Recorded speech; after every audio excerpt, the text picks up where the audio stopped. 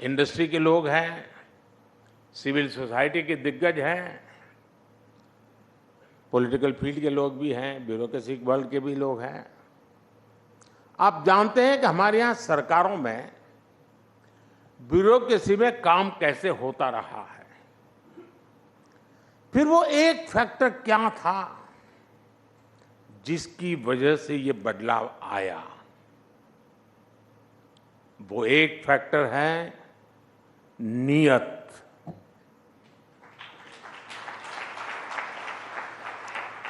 नियत सही तो काम सही। और नियत कौन सी? नेशन फर्स्ट की नियत। मेरे देश में कोई कमी नहीं है कि उसकी पहचान गरीब देश के रूप में हो।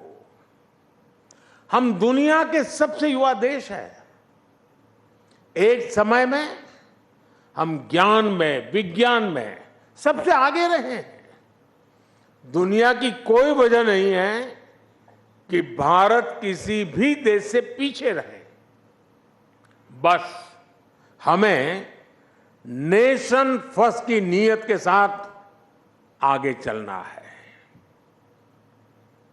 ये देश जो हमें इतना कुछ देता है, हम उसमें सिर्फ रहते हैं या फिर देश के लिए कुछ अलग करते भी हैं, ये फर्क बहुत बारीक है। लेकिन बारीक सा फर्क ही देश को आगे ले जाता है। जिस दिन आप अपने काम को देश के साथ जोड़ लेंगे, आप जो कुछ भी हैं, आप डॉक्टर हैं, इंजीनियर हैं, स्टार्टअप शुरू कर रहे हैं, जिस दिन आप अपने काम को देश के लक्ष्यों के साथ जोड़ लेंगे तो समझ लीजिएगा कि नेशन फर्स्ट का बीज आप में अंकुरित हो गया है। यही नेशन फर्स्ट का बीज आज सरकार में, सिस्टम में, हर व्यवस्था में, हर व्यक्ति में, देश के कोने कोने में राइजिंग भारत का आधार बन रहा है। सिर्फ अपने लिए ही जिए, सिर्फ अपने लिए जिए तो क्या जिए? जीना है तो देश के लिए, और मरना भी है तो देश के लिए। साथियों, 2014 से पहले और आज की स्थिति में एक और ऐसा अंतर आया है जिसकी उतनी चर्चा नहीं होती। ये चर्चा देश की साख से जुड़ी है। जिस देश की साख गिर रही हो, उस देश के लोगों का स्वाभिमान भी ऊंचा नहीं रह सकता। 2014 के पहले भारत के साथ क्या स्थिति थी? आप याद कीजिए, 2014 से पहले घर घर में भ्रष्टाचार बड़ा मुद्दा था। देश की साख गिर रही थी, लेकिन तब की सरकार झूठे तर्कों के आधार पर अपने घोटालों को डिफेंड करने में जुटी रहती थी। आज स्थिति एकदम अलग है। आज सरकार भ्रष्टाचार पर कड़े एक्शन ले रही है। जो एक्शन लिया उसका हिसाब दे रही है, और भ्रष्टाचारी झूठ बोल बोलकर खुद बचाव की मुद्रा में है। तब देश पूछता था कि पावरफुल लोगों पर ईडी, सीबीआई जैसी एजेंसियां एक्शन क्यों नहीं लेती, ये सवाल पूछा जाता था। आज पावरफुल और भ्रष्ट लोग पूछ रहे हैं कि एजेंसियां उन पर एक्शन क्यों ले रही है।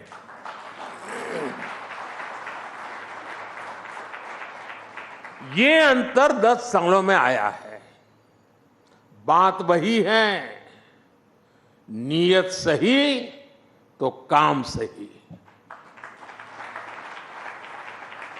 करप्शन पर कार्रवाई, ये मेरा कमिटमेंट है।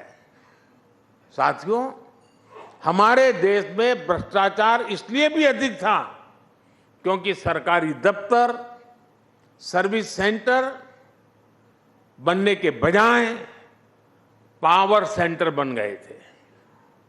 हर काम के लिए देशवासियों को सरकारी दफ्तरों के चक्कर लगाने पड़ते थे। हमने सरकारी दफ्तरों को सत्ता के बजाय सेवा का केंद्र बनाया। सरकारी सेवाएं ज्यादा से ज्यादा फेसलेस हो, बिल से लेकर टैक्स जमा करने तक की अधिकतर सेवाएं ऑनलाइन हो। हमने इसका प्रयास किया। आज सरकार की ज्यादातर खरीद जेम पोर्टल के माध्यम से होती है। आज सरकार के टेंडर ऑनलाइन होते हैं। आप याद करिए, 2G जैसी सामान्य सुविधा के लिए पहले की सरकार में कितना बड़ा भ्रष्टाचार हुआ। अगर उस दौर में 5G आता तो पता नहीं ये क्या क्या करते।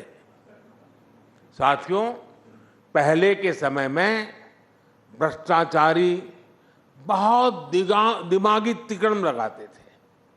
हमारी सरकार ऐसे भ्रष्टाचारियों का इलाज टेक्नोलॉजी से भी कर रही है। आज भ्रष्टाचारियों की धरपकड़ आसान हुई है। आज मनी ट्रेल को छुपाना और कैश को छुपाना दोनों मुश्किल होते जा रहे हैं। और इसलिए कभी किसी सरकारी बाबू के घर से, बिस्तर से, दीवारों से नोटों की गड्डियां निकलती हैं। कभी किसी कांग्रेस के सांसद के घर से सैकड़ों करोड़ के नोटों के ढेर निकलते हैं। कभी किसी टीएमसी के मंत्री के घर से नोटों के ढेर निकलते हैं। इसलिए चारों तरफ बौखलाहट नजर आती है, बिलबिलाए हुए हैं। और ये सब होता क्यों है? बात वही है, नीयत सही तो काम सही। साथियों, आप में से जो सीनियर हैं, उन्होंने वो दिन भी देखे हैं जब देश के एक प्रधानमंत्री ने कहा था कि दिल्ली से 1 रुपया भेजता हूं तो सिर्फ 15 पैसा गरीब गांव के गरीब तक पहुंचता है। यानी सरकारी खजाने से पैसा निकल रहा था, लेकिन वो किसी और की जेब में जा रहा था। ये ऐसा भ्रष्टाचार था जो सीधे सामान्य जन को प्रभावित करता था। मनरेगा का पैसा सरकारी खजाने से निकलता था, लेकिन मजदूर को मजदूरी नहीं मिलती थी।